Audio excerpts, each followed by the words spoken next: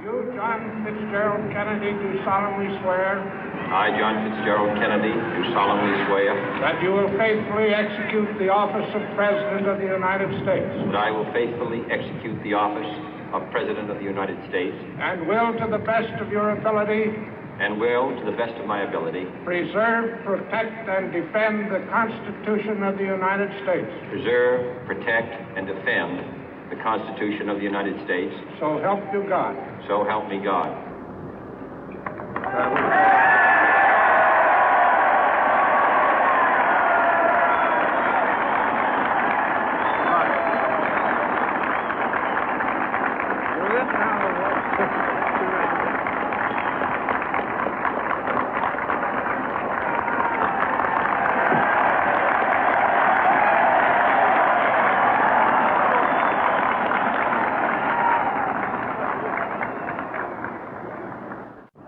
Vice President Johnson, Mr. Speaker, Mr. Chief Justice, President Eisenhower, Vice President Nixon, President Truman, Reverend clergy, fellow citizens. We observe today not a victory of party, but a celebration of freedom, symbolizing an end as well as a beginning, signifying renewal as well as change. For I have sworn before you and Almighty God the same solemn oath our forebears prescribed nearly a century and 3/4 ago. The world is very different now, for man holds in his mortal hands the power to abolish all forms of human poverty and all forms of human life. And yet the same revolutionary beliefs for which our forebears fought are still at issue around the globe. The belief that the rights of man come not from the generosity of the state, but from the hand of God. We dare not forget today that we are the heirs of that first revolution. Let the word go forth from this time and place to friend and foe alike that the torch has been passed to a new generation of Americans born in this century, tempered by war, disciplined by a hard and bitter peace, proud of our ancient heritage, and unwilling to witness or permit the slow undoing of those human rights to which this nation has always been committed and to which we are committed today at home and around the world.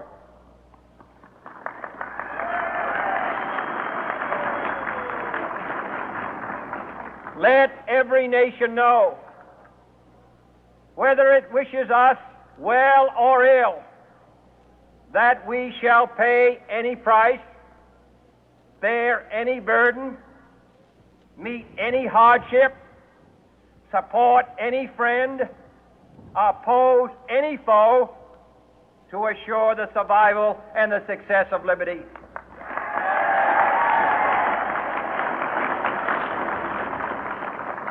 This much we pledge and more. To those old allies whose cultural and spiritual origins we share, we pledge the loyalty of faithful friends. United, there is little we cannot do in a host of cooperative ventures. Divided, there is little we can do, for we dare not meet a powerful challenge at odds and split asunder. To those new states whom we welcome to the ranks of the free, we pledge our word that one form of colonial control shall not have passed away, merely to be replaced by a far more iron tyranny. We shall not always expect to find them supporting our view, but we shall always hope to find them strongly supporting their own freedom, and to remember that in the past, those who foolishly sought power by riding the back of the tiger ended up inside.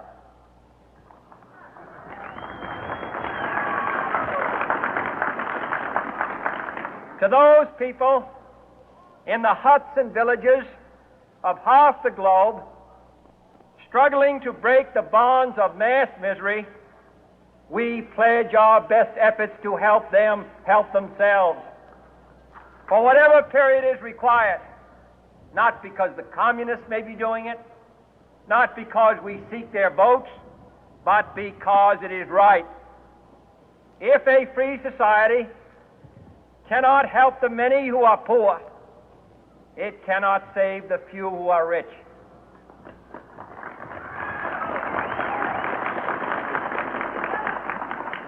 To our sister republics south of our border, we offer a special pledge to convert our good words into good deeds, in a new alliance for progress, to assist free men and free governments in casting off the chains of poverty.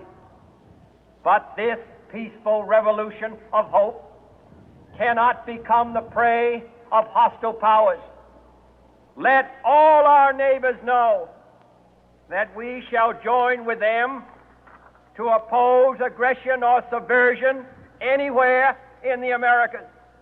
And let every other power know that this hemisphere intends to remain the master of its own house.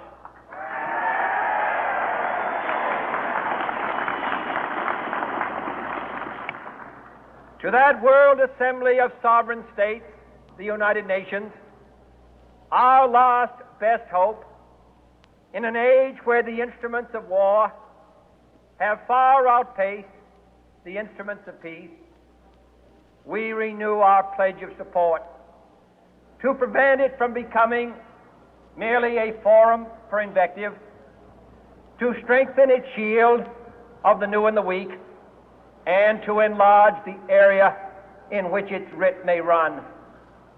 Finally, to those nations who would make themselves our adversary, we offer not a pledge, but a request that both sides begin anew the quest for peace.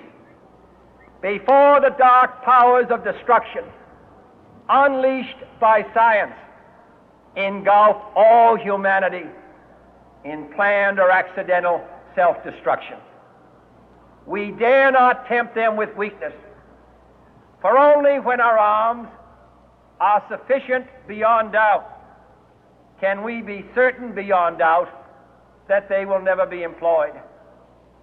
But neither can two great and powerful groups of nations take comfort from our present course, both sides overburdened by the cost of modern weapons, both rightly alarmed by the steady spread of the deadly atom, yet both racing to alter that uncertain balance of terror that stays the hand of mankind's final war.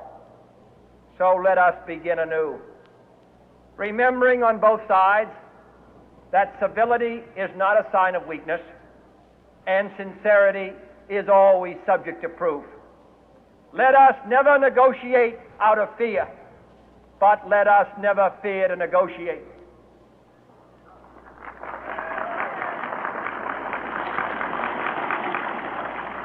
Let both sides explore what problems unite us, instead of belaboring those problems which divide us.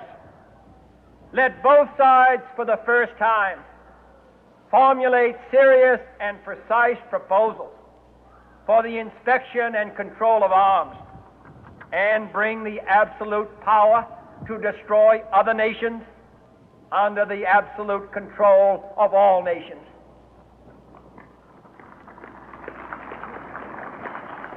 Let both sides seek to invoke the wonders of science instead of its terrors. Together, let us explore the stars, conquer the deserts, eradicate disease, tap the ocean depth, and encourage the arts and commerce. Let both sides unite to heed in all corners of the earth the command of Isaiah to undo the heavy burden and let the oppressed go free.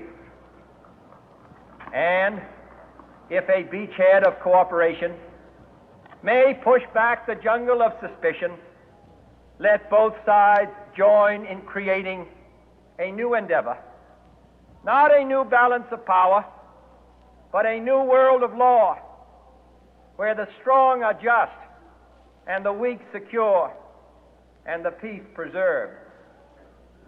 All this will not be finished in the first 100 days, nor will it be finished in the first 1,000 days, nor in the life of this administration, nor even perhaps in our lifetime on this planet.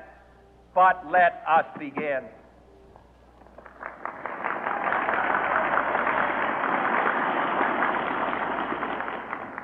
In your hands, my fellow citizens, more than mine, will rest the final success or failure of our course.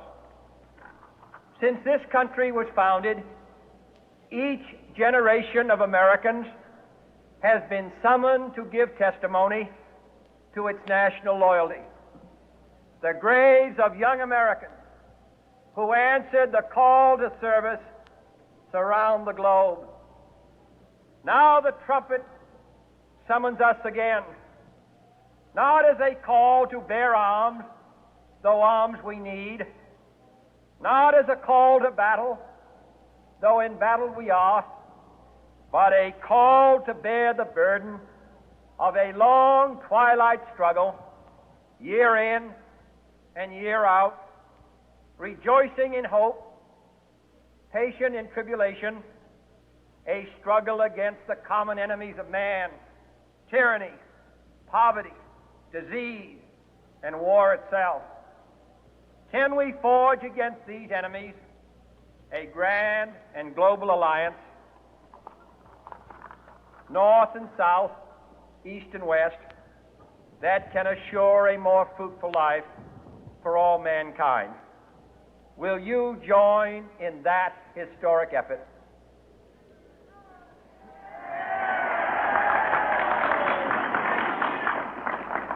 In the long history of the world, only a few generations have been granted the role of defending freedom in its hour of maximum danger. I do not shrink from this responsibility. I welcome it.